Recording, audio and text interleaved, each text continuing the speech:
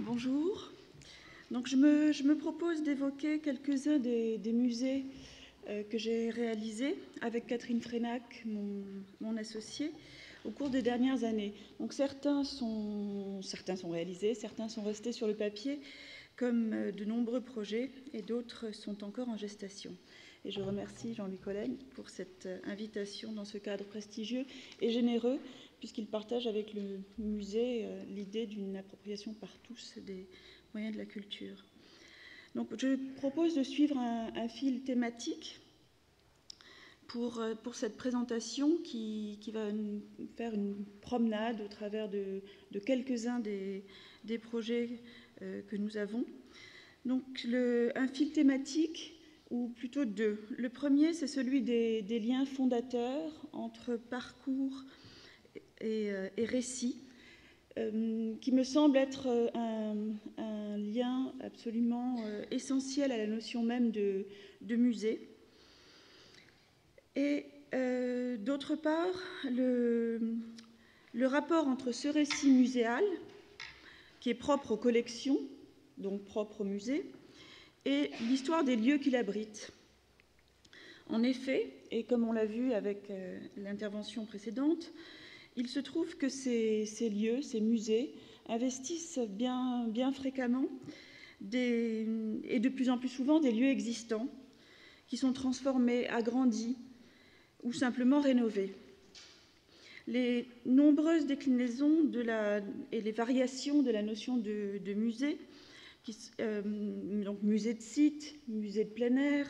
site industriel visité, écomusée, et on pourrait tirer encore ces déclinaisons jusqu'au centre d'interprétation, vont de pair, centre d'interprétation qui ne comporte pas nécessairement de collection, eux, vont de pair en effet avec l'extension tous azimuts de la notion de patrimoine, les différentes catégories qui ne cessent de patrimoine, qui ne cessent de croître depuis que le terme même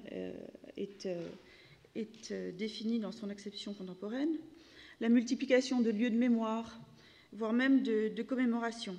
Donc il m'a semblé que c'était bien, en effet, une expression du musée contemporain, qui est le thème de cette journée, que ce fil conducteur permettait d'aborder lieux, récits, parcours. Puisque donc, et Jean-Louis Collen l'a rappelé, on a une multiplication de musées. Beaucoup de musées neufs sont construits, beaucoup de bâtiments neufs, ce qu'on appelle l'effet Bilbao, dont il a été question dans ces murs, mais également des myriades de lieux réinvestis, transformés, et dont on vient de voir quelques exemples. Le choix de ce fil thématique est par ailleurs lié à une spécificité de notre pratique. Nous sommes architectes et muséographes, donc nous fabriquons les contenus et les contenants, et donc nous attachons justement à imbriquer ensemble le récit des lieux et le récit des collections. Donc, exposer, c'est toujours mettre dans un espace, dans un lieu donné, qu'il soit existant ou qu'il soit à créer, une série d'objets, de choses que l'on assemble dans un ordre précis. Il y a donc toujours un récit plus ou moins réussi, mais un récit. Lorsque cette exposition prend place dans un lieu préexistant, qu'il s'agit d'occuper, d'agrandir, de transformer, il y a toujours une histoire préalable. Les valeurs d'histoire et de mémoire, d'usage, d'ancienneté entrent donc en jeu et parfois en conflit quand il est question d'adapter un bâtiment. Et enfin, un degré supplémentaire, une couche supplémentaire de complexité, on peut dire, est atteinte lorsqu'il s'agit d'un musée de site où le lieu lui-même est un objet de la collection. Donc le récit importé doit alors réagir à l'histoire inscrite dans le site, voire la commenter et se glisser dans ses variations discursives. Alors, dans ma boîte à outils personnelle, de même que Jean-Paul Philippon, je pense, j'ai évidemment de très nombreuses références, et deux en particulier qui me semblent toujours d'une grande actualité, bien qu'elles soient fort anciennes. Donc, d'une part, pour transmettre ce récit aux visiteurs, j'imagine toujours que le recours à l'art de la mémoire, vous voyez sur une tentative de représentation dans l'une des publications, le recours à l'art de la mémoire qui associe l'ordre des choses et l'ordre des lieux est légitime et fécond. Je reviendrai dessus au travers des exemples. Donc cet art de la mémoire, art mnémonique, très loin des vulgaires procédés de mnémotechnique que nous connaissons tous, hérité de l'Antiquité, qui était enseigné alors comme une partie de la rhétorique, a des liens puissants et mystérieux avec l'architecture et me paraît être fréquemment ressurgir dans la plupart des projets que l'on a à faire en tant que muséographe et architecte de musée, et était certainement enchâssé dans la réflexion de Soane lorsqu'il construisait, agençait, modelait sans cesse ces 3 maisons musées qu'il a installées à Rome pendant de longues années. Et j'aime aussi penser que le texte d'Alois Riegel, Le culte moderne des monuments, écrit il y a plus d'1 siècle, a fourni toujours des outils d'une actualité très grande. Donc justement, c'est cette collection de termes d'une grande simplicité, d'une grande limpidité, et absolument percutant, qu'il a forgé, ces expressions, valeur d'histoire, valeur de mémoire, qui n'est bien sûr pas la même chose, valeur d'ancienneté, qui va venir rentrer en contradiction avec les valeurs d'usage qui s'imposent à nous lorsqu'on doit remettre à jour, moderniser, mettre au niveau d'un grand équipement culturel tous ces lieux dans lesquels nous avons la chance de travailler. Donc ces différents registres, ces différents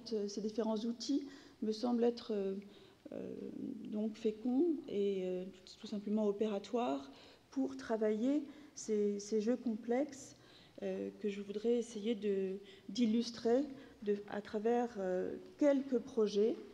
que je choisis d'aborder uniquement à travers la question du parcours des lieux et des récits, en espérant que ce soit une entrée un peu privilégiée aujourd'hui. Donc, quelques-uns des exemples. Il pourrait y en avoir beaucoup d'autres, mais j'ai choisi de les organiser. Ce sont des projets qui sont parfois tout à fait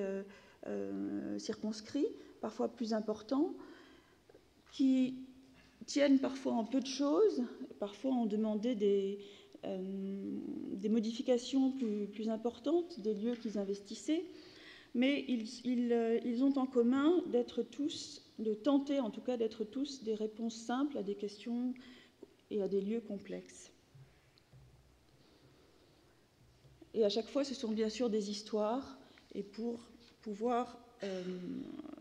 expliquer en quelque sorte en quoi le parcours architectural, le parcours muséographique, qui suppose donc tout d'abord de l'imaginer à distance et ensuite d'imaginer les visiteurs qui doivent jouir donc, de ces collections, de ces situations, vont pouvoir l'emprunter. Tous nécessitent donc un enchaînement d'espaces, de séquences, des pauses, des points de vue qui fabriqueront la matière du musée. Et donc chacun d'eux a une histoire particulière que je vais essayer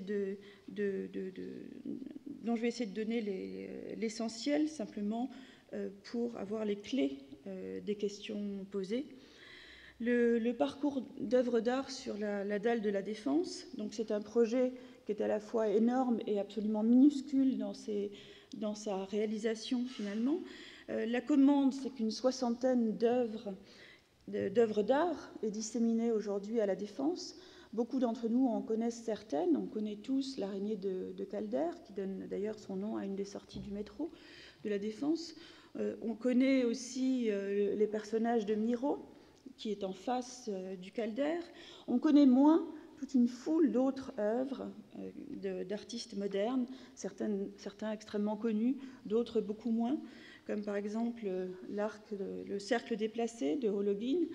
qui est incrusté dans le sol, ou encore l'œuvre géante d'Anthony Caro, After Olympia, qui était, jusqu'à il y a quelques mois, garée le long du CNIT. Donc une 60aine d'œuvres qui ont été, pour la plupart, commandées à des artistes pour un lieu donné, donc, et qui sont incrustées dans ce formidable espace public de la Défense. La commande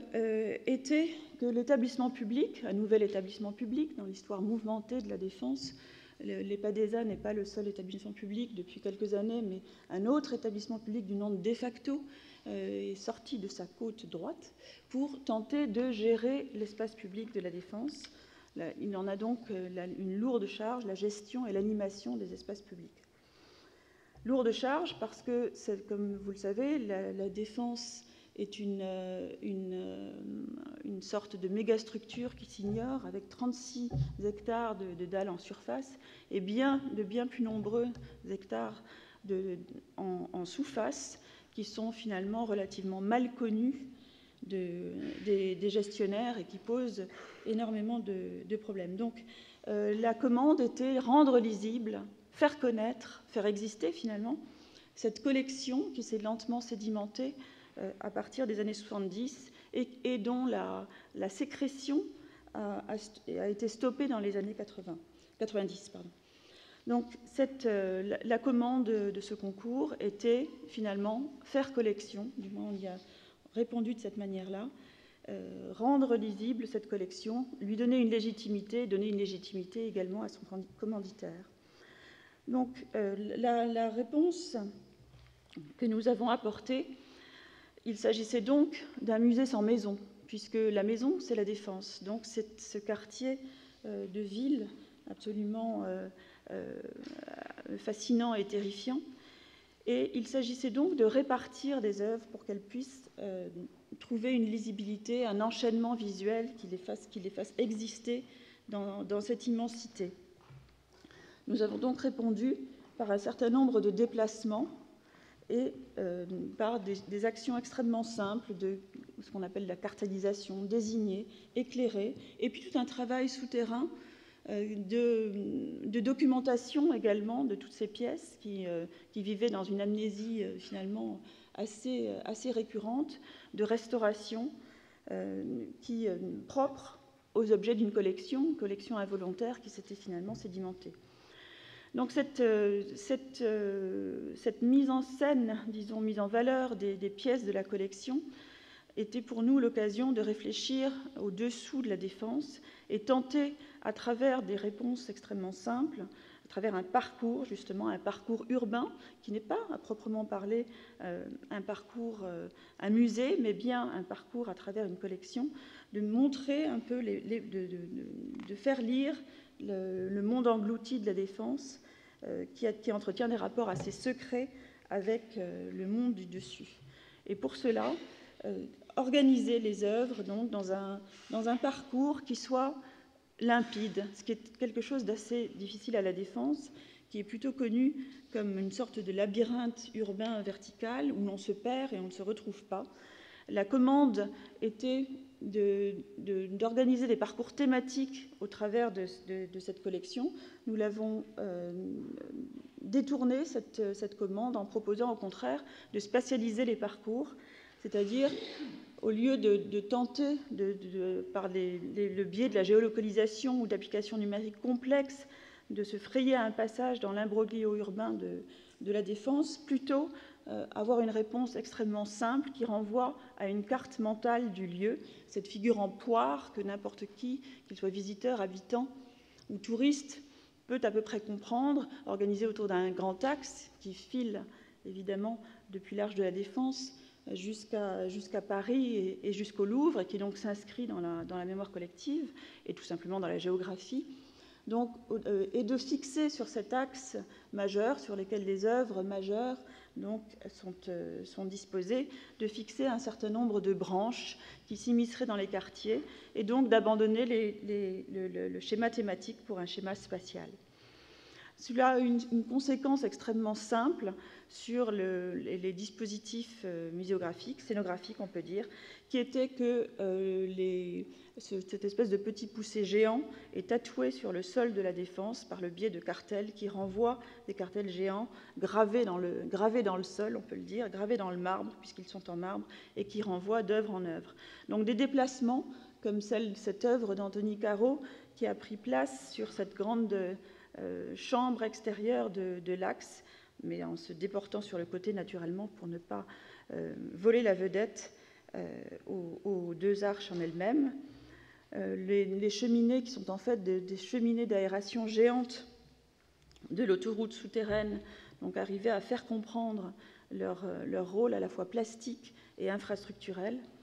Et encore nous avons commandé des œuvres, nous avons fait commander des œuvres à des artistes contemporains, comme ici Alain Bublex, avec son pavillon des points de vue, qui suit le chantier, puisque 60 œuvres, c'est 60 chantiers dans un site complexe, et qui organise justement, qui manifeste ce jeu de regard et d'enchaînement programmatique. Et enfin, nous plaidons pour les visites d'œuvres en sous-sol, qui sont dans les chutes, dans les soutes de cette mégastructure, dont vous voyez à droite qu'elle est lardée d'infrastructures, d'autoroutes, de métro, de RER. Entre ces infrastructures se décident des vides souterrains géants qui sont assez fantasmatiques et dont certains sont investis ont été investis par des artistes comme ici Moretti, qui en a fait son atelier, et donc une œuvre souterraine que nous voulons montrer au travers d'un périscope sur le dessus de la dalle de la Défense. Donc il s'agit d'un parcours, mais d'un parcours urbain, finalement dans un urbanisme très, très particulier. Un autre exemple que je vais tenter de montrer par le biais du parcours et du récit. Là, cette fois-ci, il s'agit d'un musée, un petit peu canonique, le musée de Picardie, qui a été construit, donc, comme on le voit et le soulignait Bruno Foucard dans cet article-là, construit au tout début du Second Empire comme un modèle de musée. Et c'est un des premiers, le premier, dit-on en Picardie en tout cas, le premier musée construit pour en être un, donc construit ex nihilo, après les exemples qu'on peut avoir en Allemagne, en Angleterre, comme la Deutsche Gallery. Le musée Picard donc, était un événement et un musée donc, ultra moderne, construit par une société enfin, à l'initiative d'une société savante, la Société des Antiquaires de Picardie. Donc, ce musée qui se voulait un petit Louvre, comme beaucoup de ces musées du Second Empire, réunit des collections en effet relativement encyclopédiques, des collections archéologiques, des collections de peinture. Les célèbres puits d'Amiens qui étaient exposés dans la cathédrale y ont trouvé refuge, et également, depuis quelques années, s'enrichit de collections contemporaines. Donc une très lente reconversion de ce musée modernisation a été amorcée dans les années 70. D'abord le sous-sol, avec des collections archéologiques, ensuite le rez-de-chaussée, avec les collections de sculptures, et l'étage attend toujours sa rénovation. Donc la question de ce musée est bien sûr une rénovation pour atteindre les critères des musées modernes qui sont aujourd'hui des institutions culturelles, économiques, touristiques, des machines bien plus complètes et bien plus complexes, ça a été dit, que en termes d'accueil du public, naturellement, que le temple du savoir qu'il souhaitait être, pour simplifier, au XIXe siècle. Donc, tout un tas d'aménités qu'il fallait bien arriver à trouver à l'intérieur de ce musée, aménités qui comprennent des salles de conférence ouvertes en dehors du musée, des cafés, des ateliers pédagogiques, enfin tout un ensemble de fonctions, d'usages qu'il faut arriver à glisser dans un bâtiment et dans une parcelle. Alors plutôt que de parler aujourd'hui, on pourrait développer bien sûr les parcours intérieurs, comment un musée modèle du XIXe siècle, avec une muséographie du XIXe siècle qui ajustait le décor de fond aux collections, comme ici vous avez en bas à gauche la chapelle qui était destinée aux collections d'art religieux, ou encore un musée avec d'immenses cycles de fresques comme celle de Puvis-de-Chavannes, des décors, comme vous voyez à droite, dans un dessin de synthèse d'aujourd'hui, des décors extrêmement foisonnants, mais qui ont disparu pour la plupart, avec les dommages du temps, les destructions de la guerre. Comment faire pour réinvestir l'intérieur de ce musée avec des collections qui, naturellement, se sont également agrandies et n'ont pas la même nature. Donc ça, c'est une question que l'on a abordée. Mais ce que je souhaiterais plutôt aborder aujourd'hui en termes de cette adéquation ou de cette invention perpétuelle qui est nécessaire quand on fabrique un musée aujourd'hui, ce travail entre parcours, lieu et récit, c'est plutôt la question du rapport à la ville de ce musée.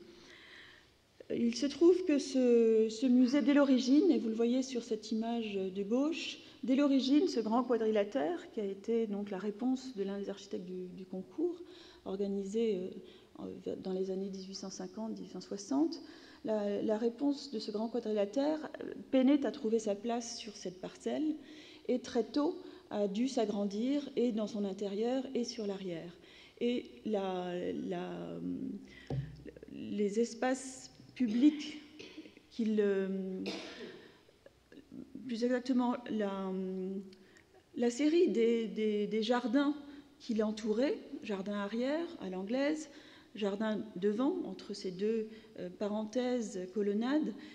tente donc d'occuper au maximum l'espace de la parcelle sur la rue de la République, qui est la grande rue, dite rue du pouvoir, amiénoise aujourd'hui. Alors, ce musée donc, souffrait cruellement de place, s'est agrandi dès l'origine en différents points. La cour intérieure a été comblée quelques années après l'ouverture. Un pavillon arrière que vous distinguez ici a été construit au début du XXe siècle et les allées latérales étaient encombrées également par les services du musée. Donc notre réponse a finalement été, dans ce cas-là, de tenter d'imaginer pour cette mue d'un musée moderne, cette modernisation, de lui donner une place, une assise différente dans la ville, de l'ouvrir sur l'extérieur et de travailler pour cela ses limites. Donc vous voyez sur l'image de droite, à la manière d'un puzzle, une série de pièces de chambres vertes dont la géométrie est calée finalement sur la géométrie intérieure du musée, qui en dérive sa logique, mais qui permet une accessibilité, des traversées multiples depuis la rue de la République, depuis la rue Puvis-de-Chavannes, depuis la rue Lardière, et même sur l'extérieur, sur un jardin suspendu qui fabrique un paysage de l'intérieur. Donc les différentes pièces du musée, il s'agit toujours d'une extrapolation finalement, partir de ce qui existe, et de la même façon qu'au XIXe siècle avait été extrapolée cette pièce centrale, de fabriquer d'une simple addition ancienne un pivot qui devienne l'entrée avec un retournement de l'accès du public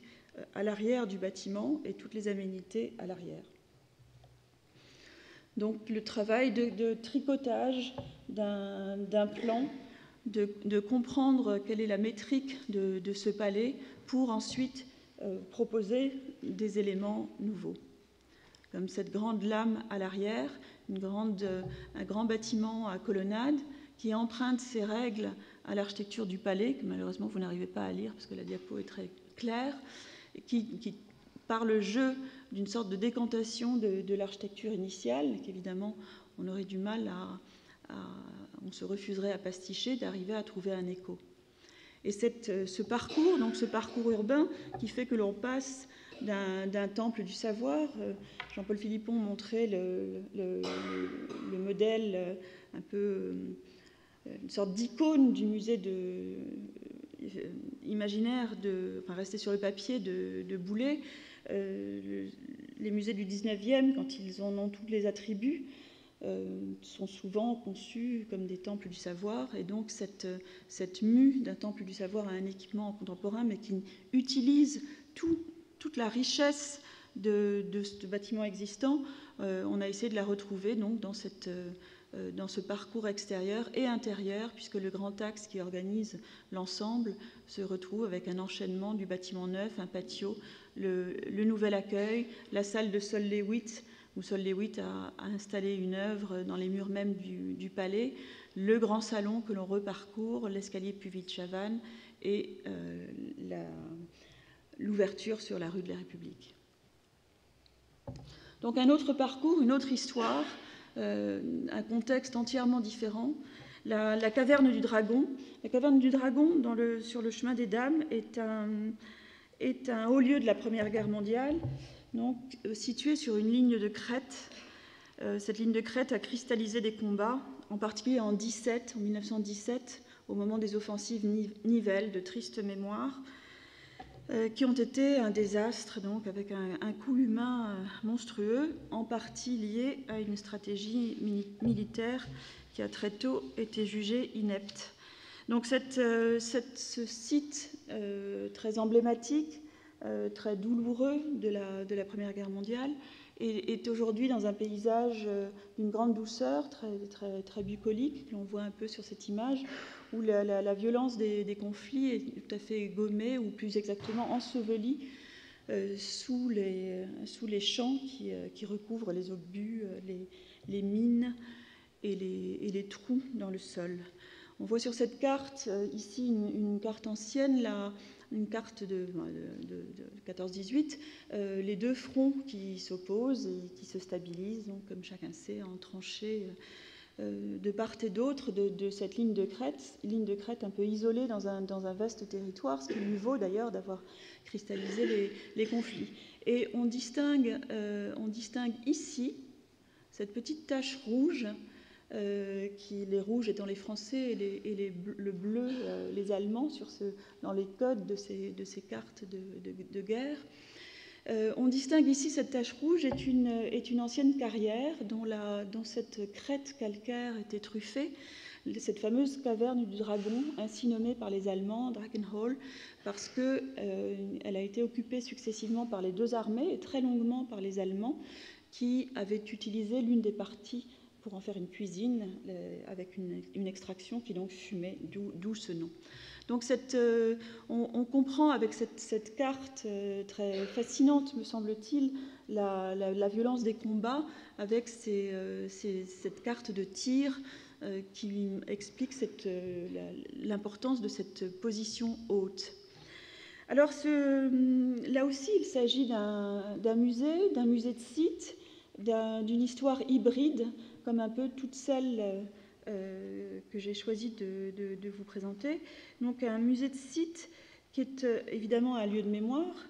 et également un enjeu politique, puisque la caverne du Dragon, dans le département de l'Aisne, est liée aux mutineries de 17, à la suite, pas que, mais également à la suite des offensives Nivelle. Donc cette fameuse année 17, très mouvementée sur tous les fronts, aux mutineries, donc à leur répression, et donc à l'épineuse question des fusillés de guerre. Quel traitement mémoriel leur réserver? Le discours de Jospin en 92 lève l'omerta sur la question des fusillés et les réintègre d'une certaine manière dans la mémoire officielle. Et le résultat palpable de ce nouveau discours officiel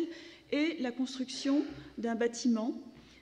confié à Nasrin Serradji. Donc ce n'est pas le nôtre, c'est le bâtiment de Nasrin Serradji que vous voyez ici, le chemin des Dames devenu une route départementale, et ici une représentation de la caverne tapie sous la crête calcaire, et puis le bâtiment construit donc dans les années 90 qui donnait accès à la caverne. Ce n'était pas encore un musée, c'était plutôt un pavillon, une sorte de centre d'interprétation, un lieu qui peinait à trouver son nom. Et la commande à laquelle nous avons répondu était de transformer cette simple visite et pavillon d'accueil en un musée du chemin des Dames, assorti d'une collection dignes de ce nom, donc une collection liée au conflit et organisée par ordre chronologique, avec pour mission également de renvoyer au territoire du chemin des Dames. Donc ici, le bâtiment initial, où on comprend qu'il y a donc un vaste parking, un bâtiment posé sur la crête et dans un rapport au sol moins résolu du côté pile que côté face. Donc la proposition ici, c'est un parcours, là aussi. Le parcours a une importance considérable Et l'enjeu, nous semblait-il, était donc pour arriver à mettre ensemble cette histoire tragique et les collections et ce paysage d'une grande douceur que l'on voyait aujourd'hui, et bien sûr l'objet du désir tapis en dessous, qui est cette caverne, qui a cette ancienne carrière, qui est un endroit tout à fait fantastique et qui a sa propre vie. C'était essentiellement d'organiser la descente aux enfers ou la descente au refuge. Nous avons donc choisi dans un premier temps, ça c'est ce qui existe, ça c'est ce qui aurait pu exister puisque le projet s'est arrêté, une décantation pour arriver à travailler en soustraction et offrir pour que l'expérience de la descente, le rapport au paysage, au cadrage, soit beaucoup plus clair qu'il ne l'est aujourd'hui. Donc c'est une grande avancée vers le bâtiment et ensuite une descente qui se fait de deux manières, par un grand monte-charge qui pénètre dans les entrailles de la falaise, et un retour pour ensuite rentrer dans le bâtiment, et un retour du parcours qui, lui, se fait par une série de rampes successives avec de grands cadrages sur le paysage qui renvoient à des points particuliers, puisque au-delà du site, c'est tout un territoire qu'il faut faire comprendre. Donc, on voit le bâtiment existant de Serraggi sur la gauche, et les éléments, toute une partie qui a disparu, et les éléments que nous avons rapportés qui sont plus tectoniques et plus massifs. Donc il s'agissait bien d'un parcours, cette fois-ci, topographique et géographique. Alors un autre type de parcours, encore un lieu existant extrêmement complexe, extrêmement saunien, on pourrait dire, par ses multiples histoires enchâssées, une crypte archéologique qui se trouve à Boulogne-sur-Mer, donc sous une immense cathédrale, basilique, construite par un abbé autodidacte au XIXe siècle. Cette vaste crypte de plus de 1000 mètres carrés dormait, donc inaccessible au public, comme c'est souvent le cas pour les lieux souterrains qui sont complexes à faire visiter pour des raisons de sécurité. Voilà, on trouve là les conflits entre valeurs d'usage et valeurs d'ancienneté. Donc cette crypte humide, souterraine, magnifique, avait été donc édifiée au moment de la construction de cette cathédrale et avait digéré une crypte gothique, une crypte romane qui se trouvait précédemment sur le lieu, et de surcroît était construite au-dessus de vestiges romains, puisque Boulogne-sur-Mer est également une ville d'origine romaine. Donc une multiplication des strates, un palimpseste, comme on le dit souvent, qu'il s'agissait d'ouvrir au public, et la mission là qui nous était confiée était d'expliquer les différentes parties du bâtiment, d'expliquer le cycle de fresques peintes à la grisaille qui ornaient les murs au XIXe siècle, et puis ajouter une collection, une sorte de trésor d'art religieux et de lapidaire, d'éléments qui, eux, ne venaient pas nécessairement de la basilique. Donc, quelque chose d'assez complexe, à laquelle on a répondu on a essayé également de répondre de façon simple, avec un geste unique, pour, plutôt que d'expliquer, plutôt que de repérer, de désigner chaque partie de cet ensemble extrêmement atmosphérique, extrêmement abîmé, nous avons choisi donc de nous pencher plutôt, d'aller plutôt dans le sens de l'évocation, des jeux de mémoire, chacun se remémorant ce qu'il souhaite, plutôt que de l'explication didactique qui est souvent attendu dans un musée. Donc le plan labyrinthique, d'aspect labyrinthique, a été maintenu et les fresques ont été simplement stabilisées de manière à garder justement cette valeur d'ancienneté qui nous semblait beaucoup plus belle, tout simplement, et de nature à leur donner une qualité plus grande que si elles étaient réellement restaurées, et puis d'inviter donc, par le biais de ce sol en béton de chaux, d'avoir en quelque sorte un seul invité qui organise tout, la lumière, les repérages, les vitrines, et de fabriquer ces télescopages donc, qui permettent non pas de comprendre, mais qui donnent des indices d'une histoire complexe et du temps des différentes conversations engagées sur cet endroit. Donc les vitrines étaient de ce fait conçues pour être comme liquides, quoique climatisées, avec tous les attributs que ces objets finalement relativement techniques doivent avoir dans des musées d'aujourd'hui, donc liquéfiés par la lumière et par la disposition. Donc là, il s'agit plutôt d'un parcours labyrinthe, un parcours qui assume le palimpseste et qui joue avec des indices. Enfin, un dernier projet qui me tient particulièrement à cœur, qui se trouve dans un lieu extrêmement complexe lui aussi. Il s'agit d'un musée de site qui se déclare musée de site, tandis que les musées précédents le sont de façon plus incidente. Dans le cas du Familistère de Guise, il s'agit bien d'un musée de site et d'un endroit très particulier, puisque là, on va être confronté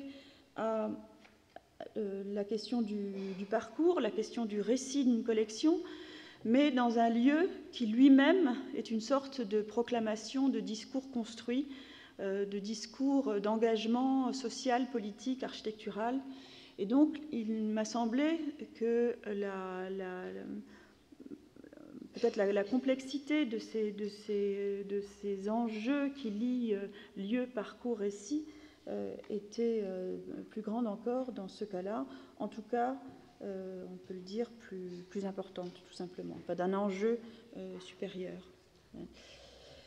Donc en 1857, Gaudin, qui était un simple ouvrier au départ, devient peu à peu un industriel de talent. Et en 1957, donc, il décide, fort de son expérience passée et de sa critique du fouriérisme, il décide de passer à l'acte en France et de faire l'expérience d'une société équitable près de son usine dans l'Aisne, donc une usine de poêles, pas seulement de poêles, mais qui existe toujours aujourd'hui. On connaît tous les poêles Gaudin. Donc en quelques années, il édifie une cité entière, le Familistère de Guise, puisque le Familistère de Guise désigne à la fois, de Guise devrait-on dire, désigne à la fois le palais social et la petite ville tout entière. Donc il construit ce que l'on appelle aujourd'hui, ce terme d'utopie réalisée, d'utopie construite, qui était naturellement un paradoxe dans les termes, mais qui est pourtant très fréquemment employé pour le Familistère de Guise, jusqu'à d'ailleurs être utilisé dans cette couverture. Donc cette utopie construite est très loin des nombreuses expériences, des relativement nombreuses expériences des industriels paternalistes, puisqu'elle vise à donner à tous, à travers une organisation industrielle, une organisation architecturale, une organisation sociétale, et au travers donc des dispositions même, des dispositions bâties, elle vise à donner à tous les moyens de l'émancipation. Donc on a pu dire que le Familistère de briques réinterprétait le Familistère de papier pour la transposer dans la réalité. En réalité, il y a beaucoup d'éléments fourriéristes qui sont réutilisés et beaucoup qui sont transposés, remesurés, abandonnés, et les propositions de Gaudin sont fort différentes des idées fourriéristes. Donc cette petite ville, cet ensemble très, très fascinant qui comprend donc ces grandes habitations collectives. Ici, on voit dans la brume la silhouette de Gaudin de dos, et puis l'ensemble du théâtre et théâtre-école, donc les écoles qui flanquent le théâtre. On a un dispositif également pratique et symbolique, puisqu'il s'agit bien là aussi de donner à tous les moyens de l'expression, et de l'expression écrite, l'expression orale, très, très en avance sur les idées d'éducation, les principes éducatifs qui ont pu être mis en place par la suite. Donc cette société idéale qui avait été notamment disons, consolidée grâce à l'association du capital et du travail organisée par Gaudin à partir de 1880, perd son identité dans les années en 1968, paradoxalement, à la faveur d'une crise économique de la société, enfin de la société Gaudin, mais aussi une sorte d'épuisement justement du modèle coopératif. Donc en 68, abandon, division de la propriété, et petit à petit, la question de son devenir ou de son abandon complet se pose. Et à partir des années 90, suite à la mobilisation de différents acteurs, des associations, la ville, le département, etc., et puis qui prend peut-être peu à peu de l'importance, auquel s'agrègent d'autres bonnes fées progressivement, un projet touristique et culturel, mais aussi économique et politique, voit le jour. Donc un des nombreux projets touristiques et culturels qui fleurissent partout quand on ne sait pas quoi faire de grands sites, qu'on a ce gros problème de grands sites. Donc celui-là s'appelle Utopia et met en œuvre sur un temps très long, à partir de la fin des années 90, la transformation de ce site en lui-même, cette transformation en musée de site. Donc je fais ce long détour parce que la genèse du projet est absolument, comme tout projet, naturellement, nous parlons ici en tant qu'architecte, mais dans tout projet, il y a un client, plus ou moins unique, plus ou moins vaste, et la pensée de tous ces lieux, de tous ces musées, est évidemment en grande partie liée à l'intelligence ou à l'absence d'intelligence de la commande. Donc, ce travail de reconquête, finalement, d'une unité fragmentée, puisque l'un des principes de Gaudin est cette idée d'architecture unitaire, l'unité fabriquant, finalement, étant symbolique de la force du collectif, l'architecture unitaire permettant de rassembler pour tous ce qu'il a appelé dans cette très belle expression des équivalents de la richesse, c'est-à-dire accorder à chacun accorder les équivalents de la richesse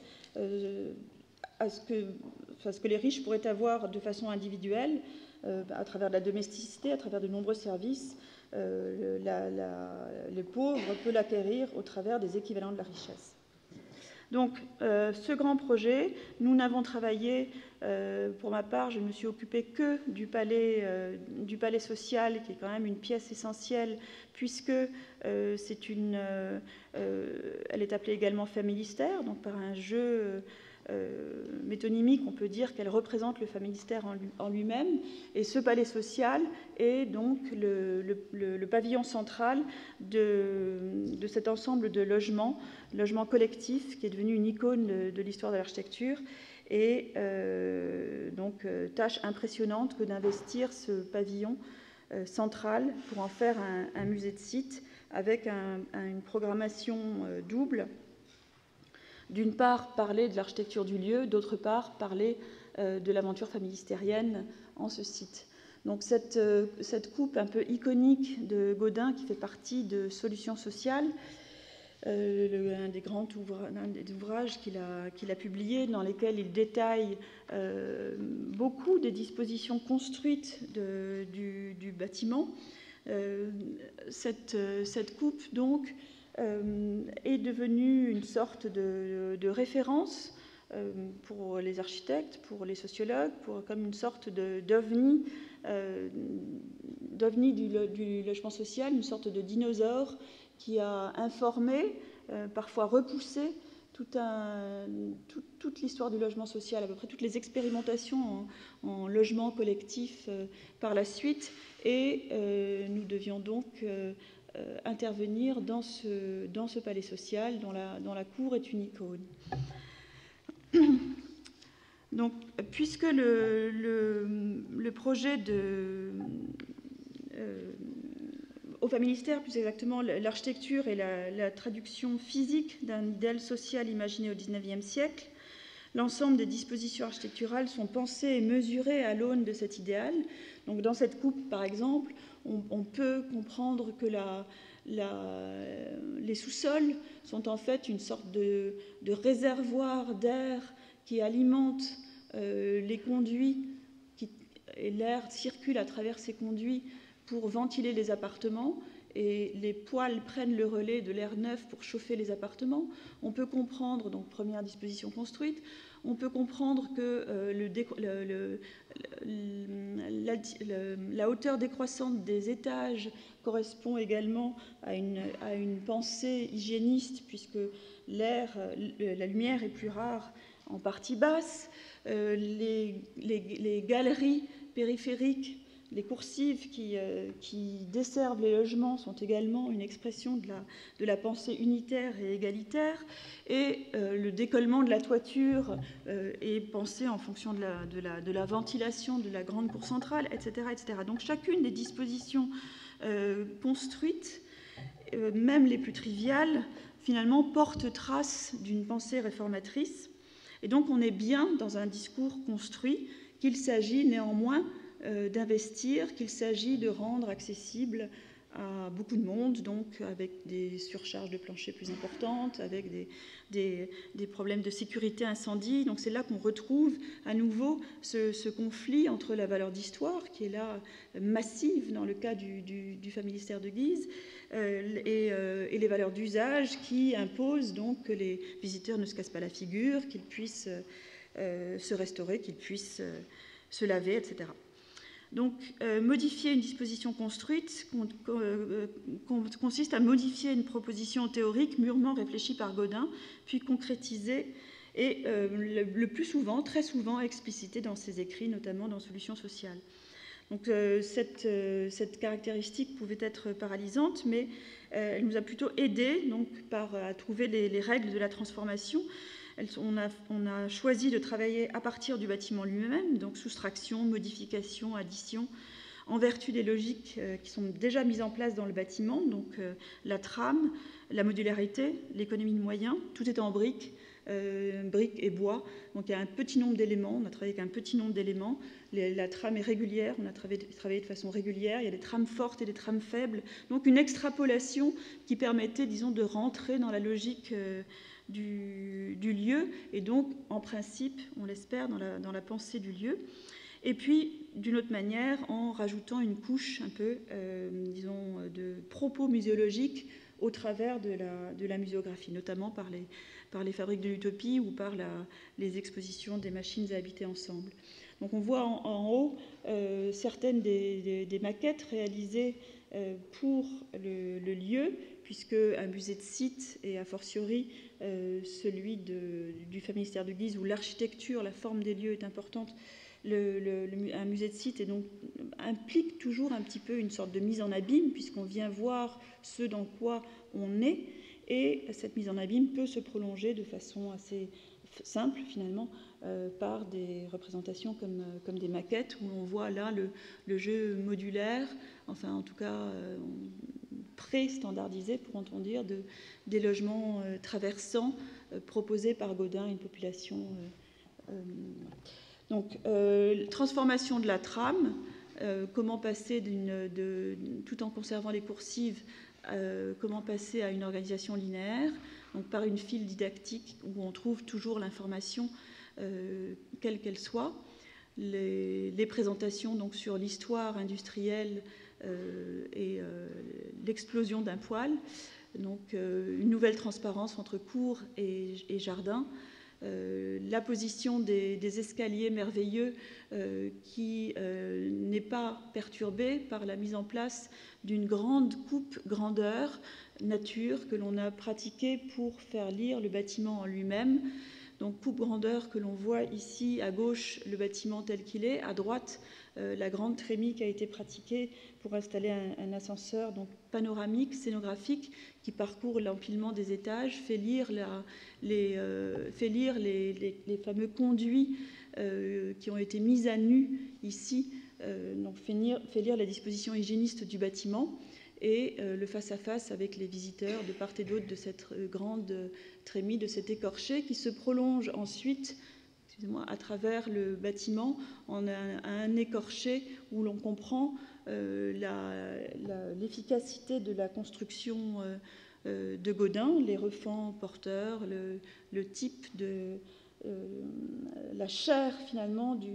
du bâtiment inventé à cette époque-là, et la mise en abîme donc avec sur le lieu même des dispositifs muséographiques pour expliquer les lieux prolongés par le thème des machines à habiter ensemble tel qu'il a pu être décliné dans le fil du XXe siècle. Donc les ingrédients de l'architecture en place donc, dans ce jeu de l'échelle 1 du musée en lui-même. Les scènes d'intérieur qui sont des salles réservées des sortes de reconstitution des différentes tranches de vie des personnes qui ont habité le familistère. Et enfin, la cour,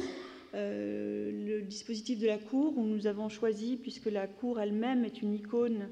de l'architecture, de l'histoire sociale, de l'histoire politique, comment faire pour y faire quelque chose. La réponse a été de ne rien y faire, justement, de la laisser dans sa nudité, et en revanche de travailler une sorte de machine sonore dans les sous-sols qui permettrait d'imaginer à nouveau le flux hygiéniste qui traverse le bâtiment. Et enfin, et pour conclure, donc en guise de conclusion, ce musée du familistère donc, est à la fois un musée technique, un musée de société, un musée d'architecture aussi, mais c'est aussi un musée habité. Et le maintien de ces habitants qui occupent encore le pavillon central, même s'ils ne sont pas très nombreux, et qui occupent et occuperont encore tout le site, est un choix, a été un choix qui nous a beaucoup importé pendant la fabrication du projet, et qui est surtout un choix des porteurs du projet, un choix politique et éthique. Donc, à la question du musée de site, s'est ajoutée pour nous la question de la cohabitation